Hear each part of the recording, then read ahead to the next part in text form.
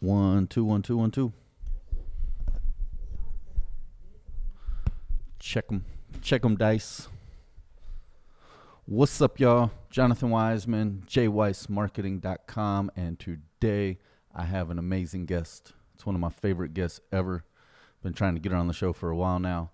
I am introducing my lovely wife, my boss lady, Miss Lara Joy Hello. Weisman.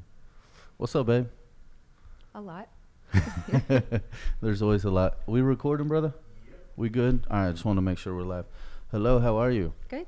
Thank you for finally coming in here. Mm-hmm. I've been trying to get you in here forever, and it's good to have you. Thank you. So today we're going to be talking about your business a little bit. Mm-hmm. We're going to be talking about some really cool stuff you have coming up in the future. But let's first start by introducing you and Okay. letting the people know about you, your business, Living Houston, which is your brokerage, Mm-hmm. and just a little bit of background, how long you've been in the business, how you got into it, Yeah. and then I want to get into Level Up with Living Houston. Okay. I got my license about 6 years ago. Started out as a real estate agent and knew from the beginning for a variety of reasons that I wanted to start my own team or brokerage. So Why was it that you wanted to start your own team? there's multiple reasons. The main reason I started was because I really was looking for some luxury style branding because I knew from the beginning I wanted to go in that direction of real estate, and it's very hard to find. And there's strict rules in place. If you're an agent, if you're with a broker, you typically have to use that broker's branding. And so it really limited me on the style of branding that I wanted to showcase my luxury clients and listings. So you were limited to whatever it was that they had, good or bad. Correct. Gotcha. And what does it mean to be a luxury broker or a luxury agent versus a regular agent? Well, we represent anyone, no matter what price point they're in, and whether they're leasing, commercial, residential. But in order to handle a luxury listing, it's just a different level. It's a more elite style and a more elite level of attention that you need to pay to the listing. It also costs quite a bit more to get the luxury level of photos and marketing materials that come along with one of those homes in that price point. Gotcha. So Is there a certain number that that you go off of to be luxury? Is it, $500,000, $2 million? Is there a certain number that makes you a luxury listing? yeah, I mean, technically in Houston, anything over 500,000 is pretty much categorized as a luxury property. But within that realm of properties, it gets even more detailed. You've got, the $500,000 range and goes all the way up. Whether, a $2 million property is going to be showcased and handled differently than one in a different price range. Sure. Makes sense. Yeah. So that's what's considered luxury. Now, to sell luxury homes, is there any specific training you need? Or are there any specific accreditations you need? Or can anybody sell a $2 million house? I mean, technically anyone can do it. To be more qualified, it definitely helps to have some experience, some training, continuing education. You can look for agents that have certain designations, and in order to qualify for those designations, you have to meet certain criteria, take certain courses and education tests in order to hold those. I got you. So Okay, so you say you started about 6 years ago. Mhm. And so what was the process over the last 6 years to get to where you're at now, where you're the president of your own brokerage? I mean, I definitely started not knowing a damn thing, like most real estate agents. Sure. I got into it because some friends of mine that were in real estate said I would be good at it, and it was a career choice I made very late in life, in my opinion. I was almost 40 at that point. It's a lot of work. But I got into it, and I'd say within the first 6 months, I realized really quickly that I wanted to go in a certain direction and really treat my I really wanted to take my real estate license and turn it into a true business and career, a professional career. Sure.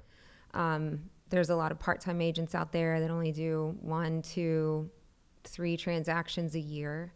They're not current on the technology and the new forms and continuing education that's necessary to keep you current and up to date. And it becomes very evident when you start, especially in the luxury area, you're dealing with an elite level of agents, and those agents are on point. And so if you're not on point as well, you stand out. Mm-hmm. I can imagine.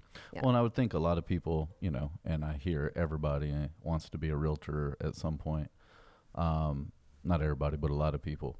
But I see or hear about them thinking that, you know, they're going to go be a realtor and all of a sudden they're going to get all this business and start selling houses or leasing them or whatever they do. And I think at some point reality sets in that it is a true business. You don't, just because you get a license doesn't mean your phone's You're self-employed. You own your own business. Even when you're with a broker and they're sponsoring you as an agent, you own your own business. You're responsible for those leads, whether you're on a team or not. I mean, if you really want to make a consistent income, a consistent, substantial income, you have got to learn how to generate your own leads and sustain yourself. Yeah, you're an entrepreneur and you're starting from scratch at whatever age you're at. You might get a few, you know, hand-me-downs from whoever you're working for, which is probably the stuff they don't want to do or mess with, and so you can kind of get your feet wet.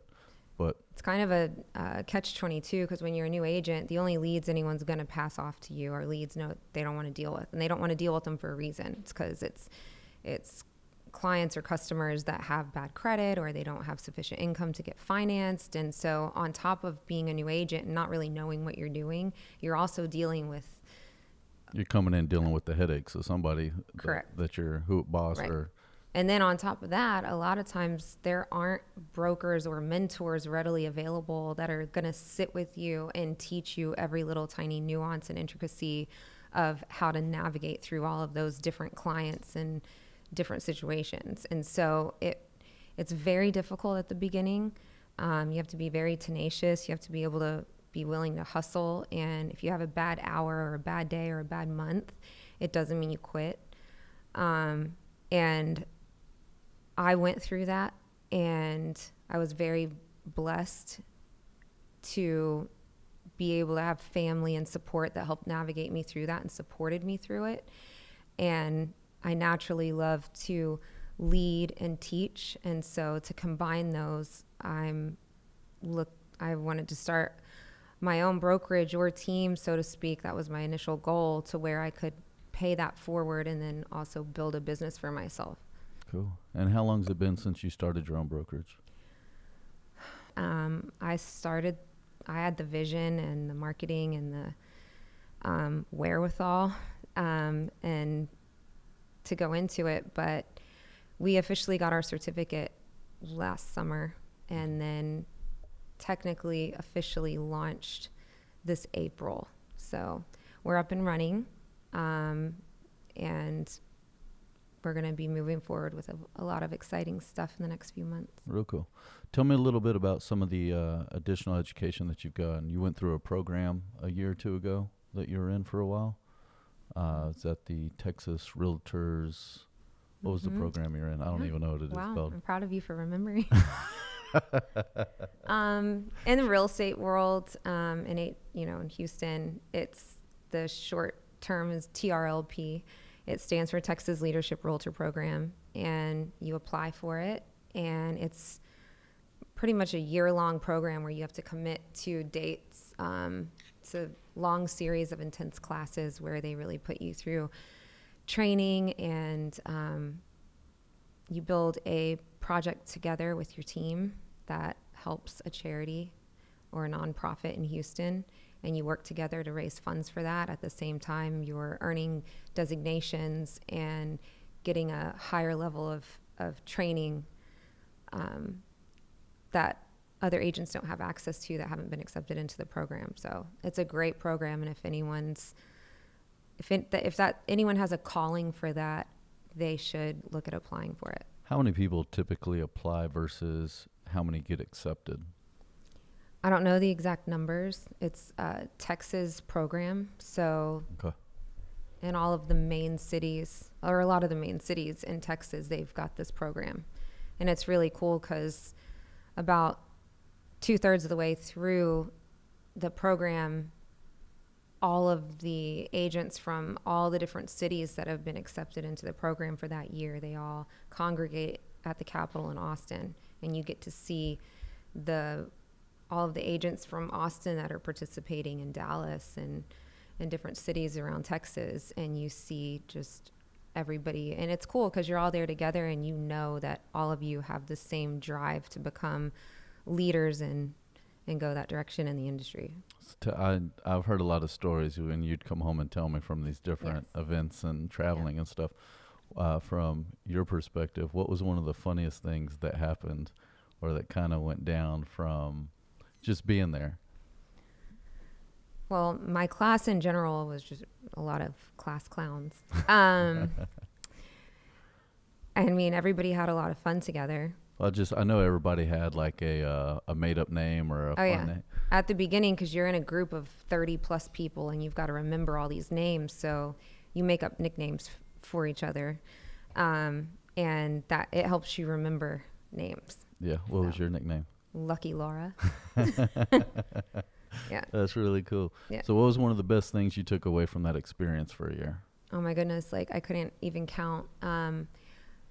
They asked us this question many times throughout the program. And my answer always came down to, it taught me how to take my business and turn it into a professional career. And then a close second to that is all of the connections I made and people I met in the program. Yeah, the friendships you developed. Absolutely. Yeah, sounds like it. Okay, so that was, a few years ago you did that and graduated, and you've been running your brokerage for the last year plus.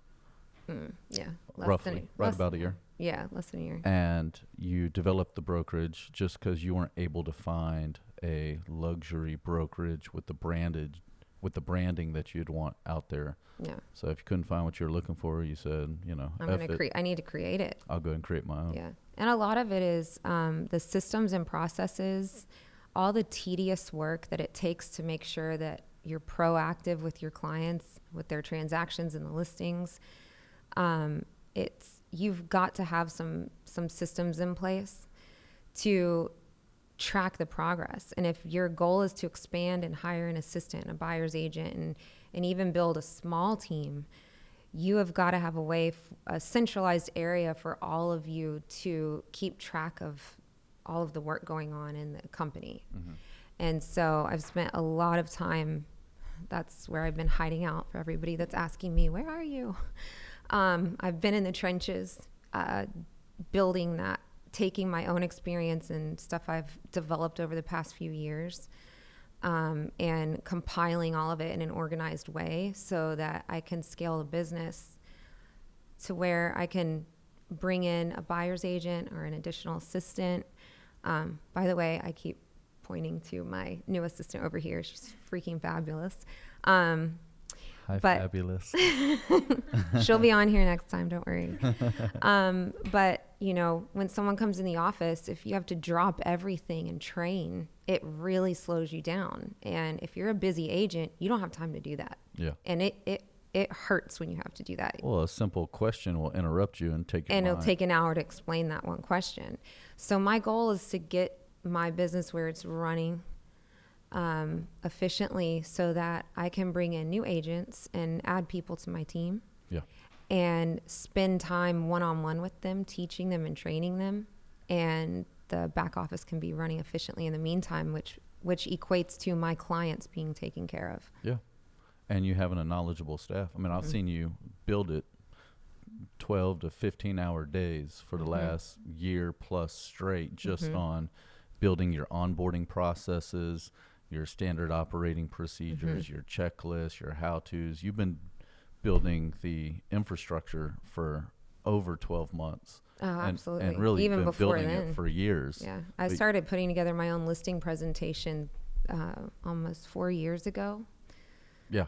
I remember very. Yeah. And I can't wait to share it with my agents and my team. Well, and that's something that you're moving towards now, which is really cool. Correct. Is you're starting as a Living Houston prep course, or Yep. so you're going to start a educational series Yes. where you start, and I know you stay away from the word coaching. Right. Why don't you tell me why you're staying right now? I see the word coaching thrown around in every business model. Yeah. Everybody thinks they're a coach. Right. I know you're purposely staying away from that. Why don't you fill me in on that a little bit, and then tell me about the Level Up with Houston, which is the show we're going to be doing here. But then you're also going to be moving into the Living Houston prep courses, where you're going to start educating and hosting these monthly courses for people to come Right. learn how to do things the right way. Yeah. So what was the question? I might have answered it for you. So why do you not like the word coaching, and you want to make sure you stay far away from that? That's easy. And it's no disrespect to people. No, not at calling all. Themselves No, coaches. not at all. Coaches are, I think they're imperative to everyone's success. And for a variety of reasons, mainly accountability and, sharing the wisdom of the crowd, so to speak, so you can learn from somebody else's mistakes and not have to derail yourself going through those and getting back on track. But I do not label myself a coach because I feel like in real estate, what I really am at this point, and I've only been in real estate for 6 years, but I would call myself more of a mentor. And I'm very aware that I like that. Yeah, I'm not a seasoned agent that's been in the business for 25 years, but I've held my own and I've made it this far with the support of you, obviously, but really no one else. And I've learned firsthand from almost every mistake that you can make. So it's very easy for me to guide someone and give them guidance on all of those different topics or obstacles that you're going to encounter.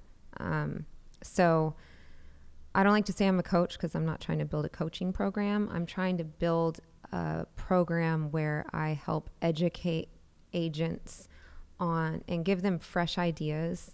And so you're going to host these on a monthly basis and cover different topics. Correct. And also with your brokerage, is this something that all the agents that work for your brokerage partake in? Do they come and do this as well? Is this part of the onboarding process where they get to take advantage of that at no cost versus agents that aren't a part of your brokerage, then it's for a paid for amount? Correct. So when a new agent comes on, we onboard them. It's a long process. That right there is an example of we've built a system that they log into, and it takes them through the onboarding process with videos and instructions so they know what to do. And then I also host a workshop for new agents where I help them set up everything from their email login, their zip forms. If you're in real estate, you know what that is. Anything you can imagine that they need. I mean, sometimes no matter how smart you are, how tech savvy you are, you need somebody to walk you through that first time. Sure. So you feel confident moving forward and you're like, okay, I understand this. Absolutely. And I did not have that. I did start out at Keller Williams, and they have amazing training, but it was not very hyper-focused and detailed exactly on, okay, now everybody, this is how you log into this. They would just shoot straight to the meat of it, and all those other little details, if someone hasn't explained them to you, it's very confusing and you get started off on the wrong foot. So I have a workshop for new agents where I walk them through how to do all of that. And then in addition to that, the other classes you're referring to with Living Houston Prep, one of the upcoming classes is going to be on how to assemble and prepare a buyer's presentation, and then also how to present it to a potential buyer. Okay. Can you give me a little example of that? I have no idea what a buyer's presentation is. I can kind of guess, but For the audience that's listening, as well as other agents that are listening, can you give us a brief description on that? Yeah. You hear a lot about listing presentations when you become an agent, but when you're first starting out, what you really get pointed in the direction of buyers. Buyers are a lot easier to get than listings. Okay. And when you meet with a buyer and you're asking them to hire you, and you need to sign a contract or an agreement where you're working exclusively with each other, you need to present something to them to show them not only how you do business and how you're going to take care of them, you also need to educate them a little bit on the home buying process, from getting financed and what a mortgage payment consists of, all the way to digging into their family, who they are, their needs, and making sure that you are identifying everything that they need in a home. Okay. And you need branded paperwork and a branded presentation that takes you through that initial consultation and shows the potential buyer that you're organized, you know what you're doing, you have their best interests at heart, you hold your fiduciary duty to the highest extent, and they would be smart to work with you. Sure. And then you also need to get them to sign a buyer's rep. And this is a big deal in real estate, not just with new agents, but agents that have been in the industry for a really long time. It can be very intimidating to ask a customer to sign that agreement with you so that they then become your client. Sure. And when they become your client, they become, everything you discuss with them becomes confidential. It formalizes the relationship, and it guarantees that you're working exclusively with each other, and it holds the realtor to their fiduciary duty. Yeah. And until that rep agreement is signed, none of that is in place. And it can be very intimidating for an agent to ask their customer, can I have your business, and would you be willing to work exclusively with me and sign this? Yeah. And it takes training and role playing to learn how to confidently ask a customer to do that. And so that's one of the things you teach in your course. Yes. So not only are you going to provide the material so that they can develop their own buyer's package, you're also going to educate them on it, why you do it, and then even role play so that they get comfortable with going through the motions of doing it. Yep. That's amazing. Yeah. And at the end of the course, at the end of the day, they're going to walk away with materials that they can put their branding on and put together their own buyer's presentation, regardless of who they work for. That's really cool. Mm-hmm. So when is that going to be? When are you going to do your next course on that? That is going to be sometime at the end of September. Okay. And that is called the Living Houston Prep course? Yeah, Living Houston Prep. Living Houston Prep. Yeah. And that's going to be the buyer's presentation course? Yes. And ballpark, what's that going to cost? If you're in the brokerage, it's free. Okay. But it's limited. I only have 15 spots. If you're not with Living Houston, it's $99. Okay. So it's still very cost effective. Mm-hmm. Real cool. And how do people sign up? Do they just go to your website, give you a call, shoot you an email? I'll have a link on my website for them to sign up. Okay. Mm-hmm. If there are agents out there that are floating around or wondering where to hang their hat, how would they become a part of Living Houston? We have a pretty intensive interview process. So you don't just sign up. Not anybody can just come be a part of your brokerage. No. We're real big on quality over quantity. And I also have a really specific culture within Living Houston. Yeah. So we need to make sure for their sake and ours that they fit the culture. And if everyone feels that they're a good fit, they come on the team or into the brokerage. And then from there, they can be as involved as they want. Real cool. Yeah. So they go through an interview process. Tell me a little bit about Level Up with Living Houston, why you decided to start this, and what you're going to be providing for your viewers. Okay. Well, in the real estate industry, whether you're an agent or you're a consumer, there's a never-ending stream of information when it comes to real estate. Sure. So, number one, I'm really excited about it because I'm going to use it as a way to let the general public get a peek into the family at Living Houston.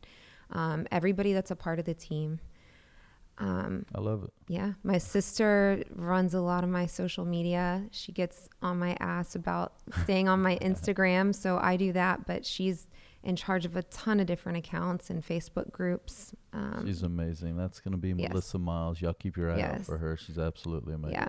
I've got my assistant, buyer's agent, my broker of record, who's also one of my best friends. We've just got a great family. And in addition to that, I'm going to be bringing clients on the show too every now and then, talk about their experiences. Yeah, you've talked about bringing on lenders and a lot of different people related to the industry. I've got a great lender that I'm going to be having on the show in a couple weeks, and we're going to be talking about if you are self-employed, what you need to do to position yourself to buy a home. Yeah, I'm very familiar with that. Speaking from experience. Yes. So I'm really excited about that. I get a lot of people that contact me that want to buy a home and they're self-employed, and I have to turn them away because they're 2-3 years away from being able to buy. So I'd love to let people know, where to get started with that. And you don't actually turn them away. You actually start running them through the process of what they need to do to get to where they need to be. Typically, they're going to have to rent for a while they get their ducks in a row. And I know because I'm one of those people, so I can speak on it. Right. So you're going to be bringing a lot of added value for not just buyers for commercial or residential, but actually agents, real estate agents, other brokers. You're just going to be bringing all the information. And I know from living with you and seeing it with my own eyes for the last several years, you're always further educating yourself on the process. You're always going obsessed with it. I can't get enough. I know. I know. We don't see each other anymore.